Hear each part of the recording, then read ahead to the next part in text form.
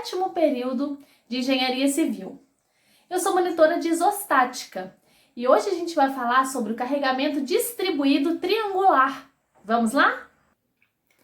Na monitoria anterior, nós vimos sobre o carregamento distribuído num retângulo e agora nós temos um carregamento distribuído numa carga triangular.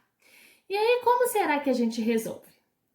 O primeiro passo é encontrar a resultante. E como que a gente encontraria essa resultante numa figura triangular?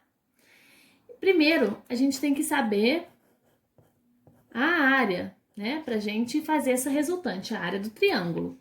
Então, a fórmula é base vezes altura sobre 2.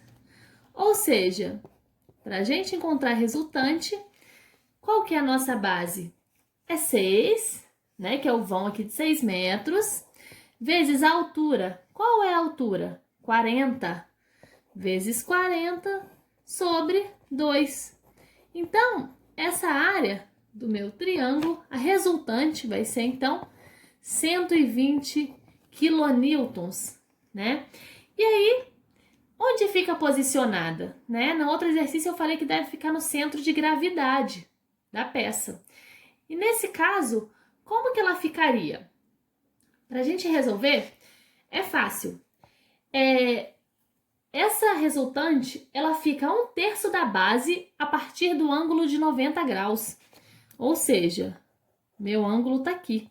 Então, ela fica 1/3 daqui, né? Desse ângulo de 90 graus. Ou seja, como que eu faço para encontrar, então? Para saber onde vai ficar posicionada essa resultante.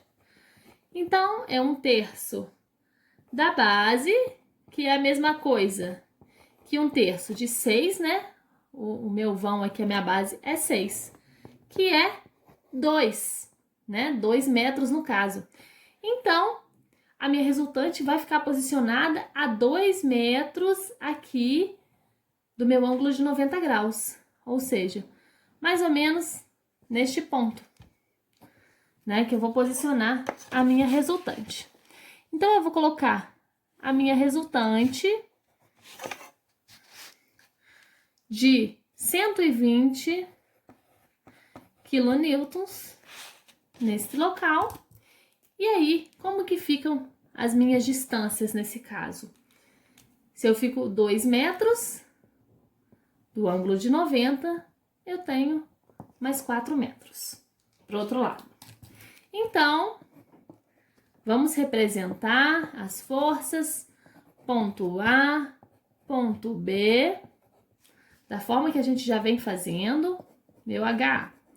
E agora os cálculos a gente vai fazer da mesma forma que a gente fez, né, nas outras monitorias. Então, a primeira coisa que a gente vai fazer, somatório de forças horizontais é igual a 0. O que que eu tenho de força horizontal?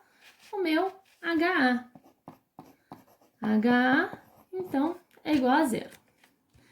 Agora, somatório de forças verticais igual a 0. O que que eu tenho para cima, né? Que eu estou adotando como positivo, VA mais o VB. VA mais VB, e eu tenho para baixo a minha resultante, que no caso é 120 quilonewtons. Menos 120 igual a 0.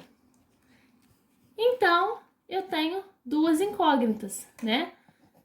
VA mais VB igual a 120. 120 que era negativo, passou para o outro lado positivo. Então, vai cair aquela incógnita, né? VA e VB. E eu vou fazer um momento para descobrir o meu VB. Somatório do momento em A igual a 0. Vou adotar ainda como positivo o sentido horário, tá? Então, vamos lá. O que que a gente tem? O VB, né, para mim, ele está mostrando aqui que ele está fazendo um momento negativo, porque eu adotei o sentido horário como positivo. Então, ele está fazendo um momento negativo para mim na distância de 6, tá? Então, menos 6 VB. E aí, fazendo sentido horário, que para mim é positivo, eu tenho essa carga de 120 na distância de 4 metros, né? Que é essa distância que foi encontrada. Então, mais 120 vezes 4, que é a minha distância, é igual a 0. E aí, eu vou ter que o meu VB é igual a 480, né? Que é 120 vezes 4, 480, sobre 6.